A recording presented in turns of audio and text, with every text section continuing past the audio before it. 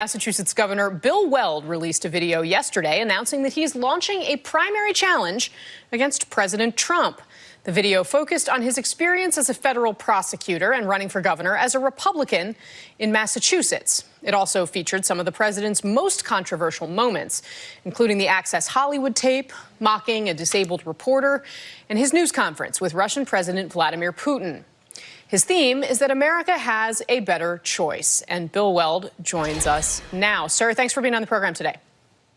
Thank you, Casey. America has a lot of better choices, and I think I'm one of them, but hope that's true. So there are some establishment Republicans who have said that somebody should challenge the president. But, you know, quite frankly, he has overwhelming strength among the Republican Party. Recent Gallup polling shows that he's got an 89% job approval rating among Republicans.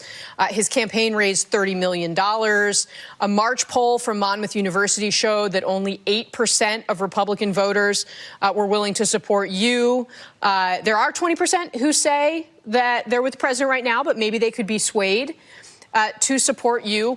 Why do you think you could successfully take on a president that seems so strong with his own party? Well, I think the president is very strong with Republican state committees around the country because they're under orders from the Republican National Committee and the Trump campaign to make sure that there are no primaries, there is no contest. But that's just a few people in each state. And I think one of the themes of my campaign is we want the election, both the primary and the general, to be decided by voters, not by party bosses. But it's voters in these polls that are saying that they approve of the president's job.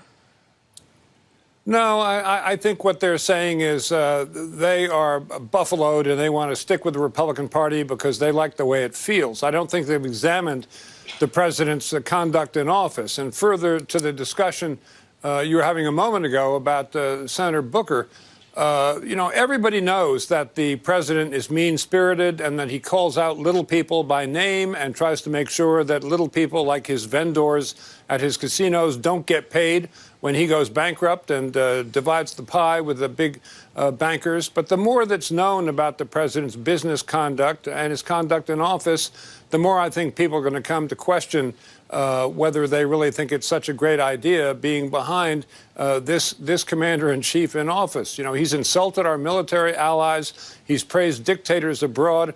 So, you know, sunlight is the best disinfectant, as they said. And the more that's known about his record and whether or not this would-be emperor has new clothes, I think the better for the ultimate result.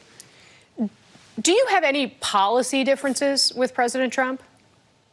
Many, many. I mean, the one thing we have in common is that we're both big orange men. And he's even bigger than I am. I'll grant him that.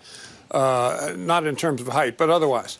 But aside from that, we have nothing in common. I'm an economic conservative. He is not. He's never cut a dime in spending. Do you oppose, do you think his tax cut plan that he pushed through Congress, would you have voted against it? No.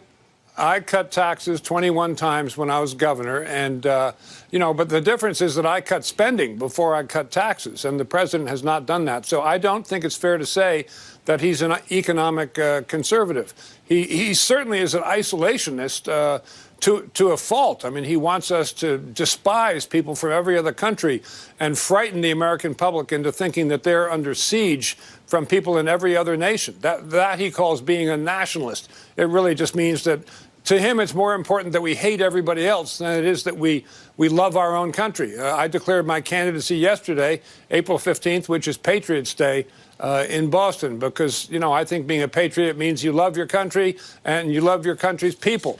And that's clearly not true of Mr. Trump. He wants to divide his country's people, ask what's the matter with white nationalism.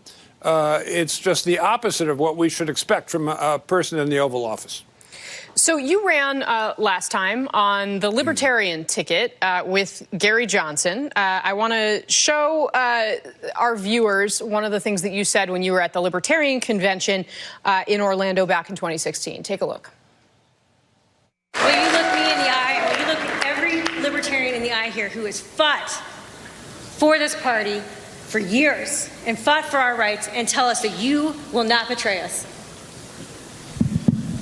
Alicia, thank you so much for having me up here. As I think I indicated earlier in my remarks, I'm a libertarian for life. You taking that back now? No, to an extent that's still true. I'm not a registered libertarian, but I'm the same guy I was in 2016, 2004, But you're running in the Republican Pick your primary. year. No, that's absolutely correct. I mean, part of that is real politics. I want a direct shot at the man who I think wishes our country ill. That would be the current president of the United States.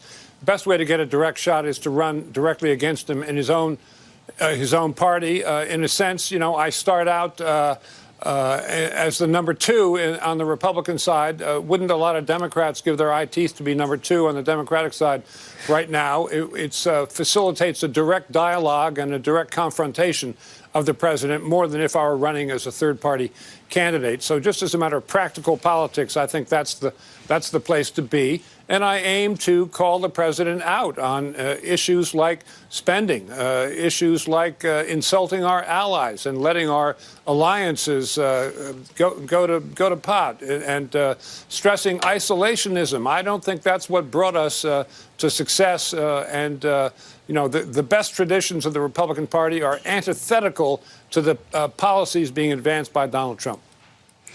All right, Bill Weld, 2020 Republican presidential candidate and, of course, the former governor of Massachusetts. I will be watching your campaign closely, sir. Thank you so much. Thank you, Casey. Coming up, crowds are gathering in Paris in a moving tribute to the Notre Dame Cathedral. The fire at the cathedral was